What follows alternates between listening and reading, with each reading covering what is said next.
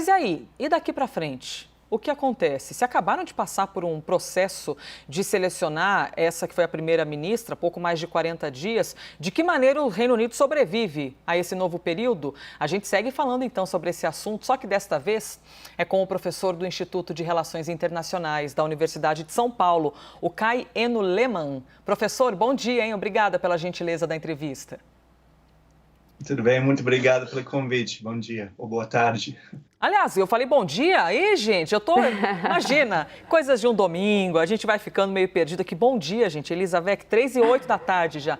Professor, gostaria de poder lhe ouvir de que maneira fica a disputa daqui para frente, porque a gente acompanhou o processo da Liz Truss, que foram muitos dias, aquela escolha interna, depois a votação de quem fazia parte do partido e tudo mais. De que maneira fazer agora todo esse processo complexo caber em alguns dias para acelerar tudo isso? Essas regras foram fixas, né, pela Comissão Executiva do Partido Parlamentar Conservador. Eu acho que tem dois motivos. Um é mais prático, que o governo tem que reconquistar a confiança dos mercados financeiros. E uma disputa de vários meses, como foi a última, simplesmente seria impossível nessa situação. Número um. E o outro é político, porque qualquer outra crise profunda, qualquer mais caos, levaria, eu acho que inevitavelmente, a uma eleição geral. E atualmente o Partido Conservador não sobreviveria nessa eleição geral. Não somente perderia as eleições, mas seria basicamente eliminado do parlamento, né? No momento, a diferença entre o Partido Trabalhista, atualmente na oposição, e o Partido Conservador é de mais de 30 pontos.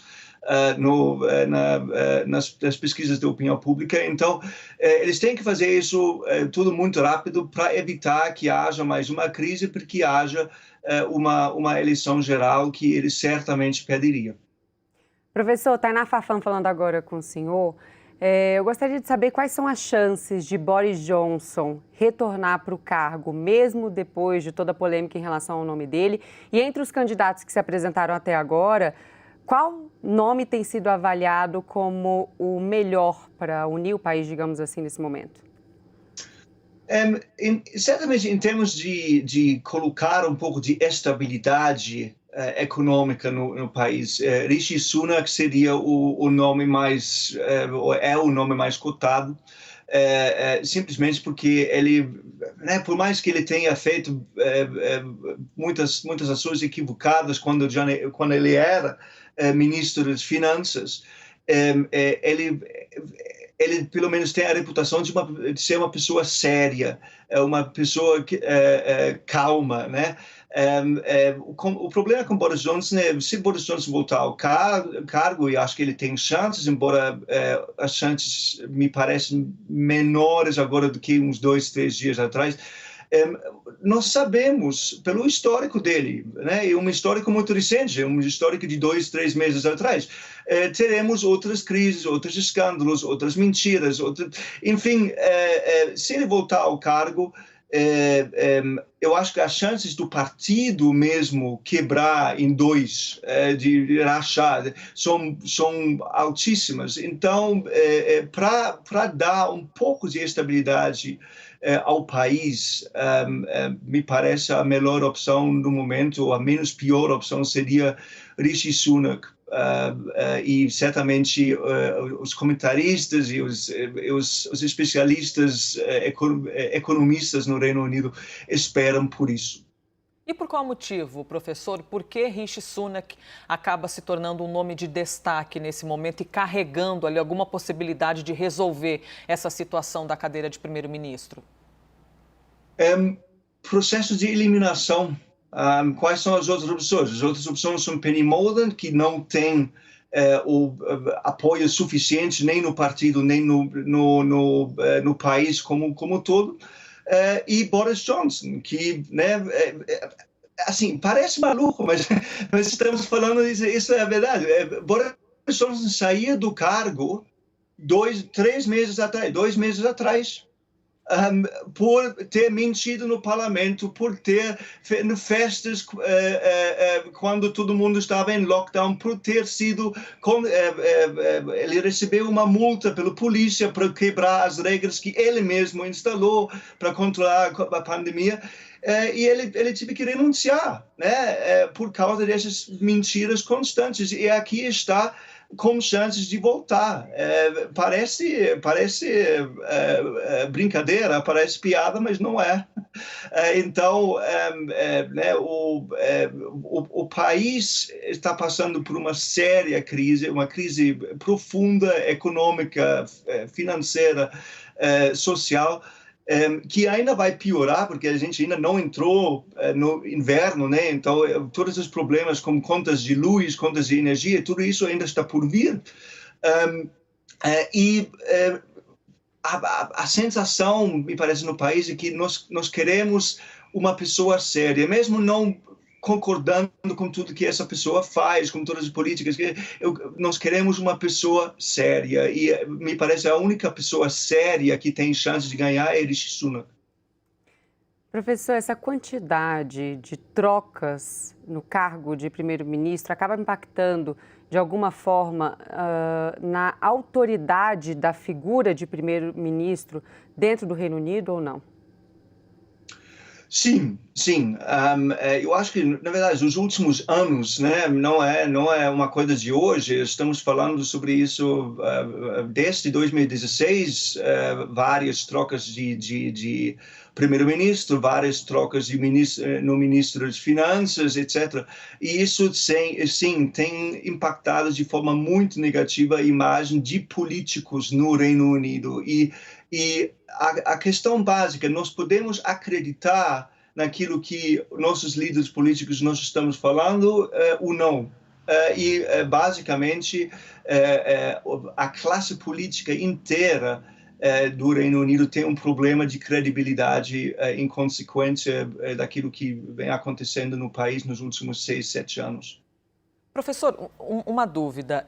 Liz Truss foi eleita e já era conhecido, já era sabido, pelo menos dentro do Partido Conservador, quais seriam as intenções dela. Por que exatamente esse plano econômico dela surpreendeu tanto? Já não era sabido dentro do próprio partido? O senhor avalia que isso teria sido uma estratégia do partido de, por meio de Liz Truss, colocar em prática as ideias econômicas, ou isso partiu dela mesma? Porque se foi eleita, em teoria, quem elegeu já sabia quais eram as intenções. Sim, eu acho que tem dois aspectos aqui.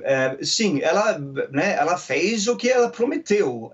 Eu acho que o que surpreendeu foi a velocidade com que ela fez. Ela não preparou nada. Ela estava no cargo, né, pelas primeiras 2 semanas, foi tudo nada aconteceu por causa da morte da rainha Elizabeth.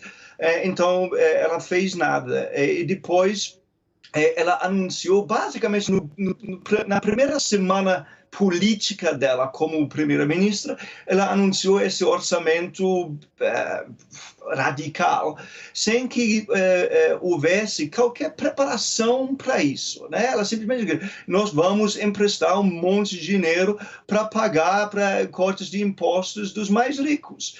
Então, eu acho que a maneira como foi feita e a maneira radical como foi feita é que surpreendeu diante da situação fiscal e econômica muito difícil que o país está passando. Professor, como que essa quantidade de trocas no cargo de primeiro-ministro e também quem porventura vier ocupar o cargo, né? A gente deve saber quem vai ser esse nome de fato na próxima sexta-feira. Como que essa instabilidade no cargo, digamos assim, e também a próxima figura a ocupar, impacta na relação do Reino Unido com os outros países, em especial na relação bilateral Reino Unido-Brasil? Certamente nos países aliados tradicionais do Reino Unido, na Europa, dos Estados Unidos, o que eu sempre sinto, né, eu tenho muitos amigos na Inglaterra, na Alemanha, família, etc., que é uma certa descrença, é um pouco inacreditável o que está acontecendo, porque assim, o Reino Unido era sempre um país sério,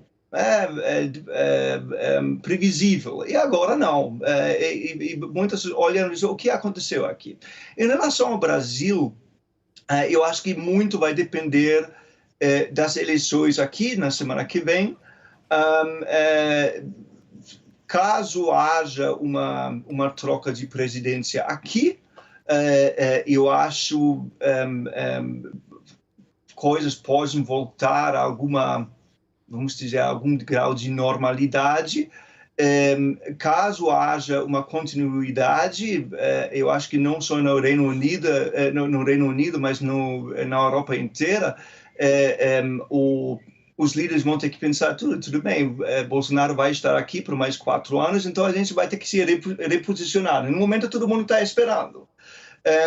Mas eu imagino que no Reino Unido, política externa não vai ser uma prioridade daqui para frente, certamente para os próximos 2 anos, até as próximas eleições.